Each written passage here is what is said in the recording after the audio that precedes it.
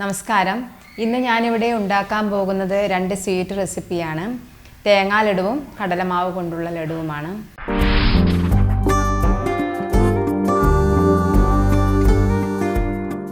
കുട്ടികൾക്കും മുതിർന്നവർക്കും ഏറെ ഇഷ്ടമുള്ള ഒരു സ്വീറ്റ് ആയതുകൊണ്ട് ഇത് നമുക്ക് അവരുടെ ആരോഗ്യത്തെ ദോഷകരമായി ബാധിക്കാത്ത രീതിയിൽ വീട്ടിൽ തന്നെ എങ്ങനെ ഇത് വളരെ എളുപ്പത്തിൽ ഉണ്ടാക്കാമെന്ന് നോക്കാം. ഞാൻ എന്തുകൊണ്ടാണ് തേങ്ങയും കടലയും ഈ ലഡുവിന് വേണ്ടി ചൂസ് ചെയ്തതെന്ന് വെച്ചാൽ, തേങ്ങയിൽ കാർബൺ കുറവാണ്, അതുപോലെ തന്നെ നാരുകളും കൊഴുപ്പുകളും വളരെ കൂടുതലാണ്. അതുകൊണ്ട് തന്നെ രക്തത്തിലെ പഞ്ചസാരയുടെ അളവിനെ ഇത് ബാലൻസ് ചെയ്യുന്നു.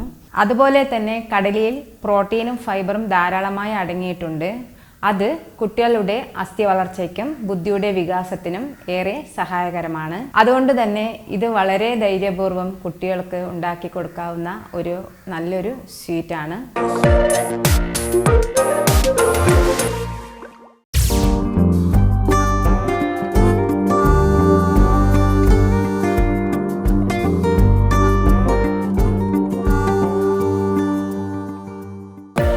കോക്കനട്ട് ലഡു എങ്ങനെ തയ്യാറാക്കുന്നത് നോക്കാം. ഞാനിവിടെ 3 കപ്പ് തേങ്ങാപ്പൊടിയാണ് ഇവിടെ എടുത്തത്. ഒന്നുകിൽ നമുക്ക് വീട്ടിൽ നിന്ന് തന്നെ തേങ്ങ ചിരകി ഒന്ന് ക്രഷ് ചെയ്ത് ഇതുപോലെ ആക്കിയെടുക്കാം, അല്ലെങ്കിൽ തന്നെ നമുക്ക് മാർക്കറ്റിൽ വാങ്ങിക്കാൻ കിട്ടും. ഒരു 5 മിനിറ്റ് ഇതിനെ ഒന്ന് നന്നായി വാട്ടിയെടുക്കുക.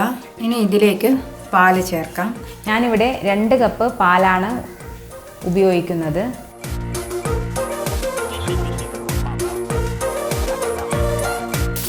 ഇതിൽ 1/4 കപ്പ് പഞ്ചസാര ചേർത്ത് ഇനി ഇത് നന്നായി ഇളക്കുക. ചെറിയ മീഡിയം ഫ്ലെയിമിൽ മാത്രമേ ഇത് ഇളക്കാൻ പാടുള്ളൂ.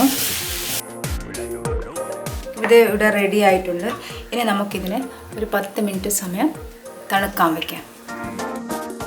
ഇനി നമുക്കിത് ഉരുളകളാക്കി എടുക്കാം. ഉരുളകളാക്കി ഇനി നമുക്കിതിനെ കോക്കനട്ട് മിക്സിലേക്ക് നമുക്കിതിനെ മുക്കിയെടുക്കാം. ഇങ്ങനെ തന്നെ നമുക്ക് എല്ലാം ചെയ്തെടുക്കാം. ഇത് വളരെ സിമ്പിളാണ്.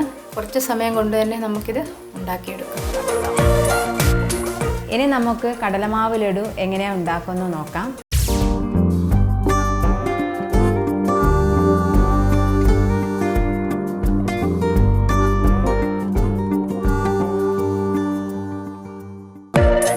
കടലമാവ് കൊണ്ട് എങ്ങനെയാണ് നമുക്ക് ഒരു ലഡു ഉണ്ടാക്കുന്നത് നോക്കാം. അത് നമുക്കിവിടെ ആദ്യം ആവശ്യം 1/2 കപ്പ് നെയ്യാണ്. നമുക്കിതിലോട്ട് കടലമാവ് ചേർത്ത് കൊടുക്കാം. കടലമാവ് കുറച്ചായി മാത്രമേ ചേർക്കാൻ പാടുള്ളൂ. 1/2 കപ്പ് കടലമാവ് ഇതിലേക്ക് ചേർത്ത് കൊടുക്കാം. ഇതിന് ഒരു 10 മിനിറ്റ് സമയം ഇതിനിങ്ങനെ ചെറിയ തീയിൽ വറുത്തെടുക്കണം. എന്നാൽ മാത്രമേ ഈ കടലമാവിൻ്റെ പച്ചമണം മാറിക്കിട്ടുകയുള്ളൂ. 10 മിനിറ്റ് ആയിട്ടുണ്ട്. കടലമാവിൻ്റെ പച്ചമണമൊക്കെ മാറി നല്ല സോഫ്റ്റായി നല്ല തിക്ക് പേസ്റ്റായിട്ട് തന്നെ ഇത് കിട്ടിയിട്ടുണ്ട്. ഇനി നമുക്കിതൊരു ബോളിലേക്ക് തണുക്കാനായി ഇത് മാറ്റി വയ്ക്കാം.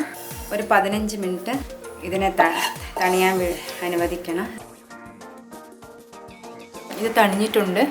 1 കപ്പ് പഞ്ചസാര പൊടിച്ചത് ഇതിലേക്ക് ചേർത്ത് കൊടുക്കാം. അടുത്തതായി ഇതിലേക്ക് കുറച്ച് ഏലക്കാപ്പൊടി ഒരു 1/4 ടീസ്പൂൺ ചേർത്ത് കൊടുക്കാം. എന്നിട്ടിത് നന്നായി ഒന്ന് മിക്സ് ചെയ്യുക.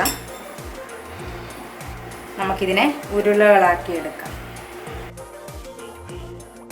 കടലപ്പൊടി കൊണ്ടുള്ള ലഡു ഇവിടെ റെഡി ആയിട്ടുണ്ട്. ഇത് വളരെ എളുപ്പമാണ്. ഇത് നിങ്ങൾക്ക് എല്ലാവർക്കും വീട്ടിൽ തന്നെ തയ്യാറാക്കി നോക്കാൻ പറ്റുന്നതാണ്.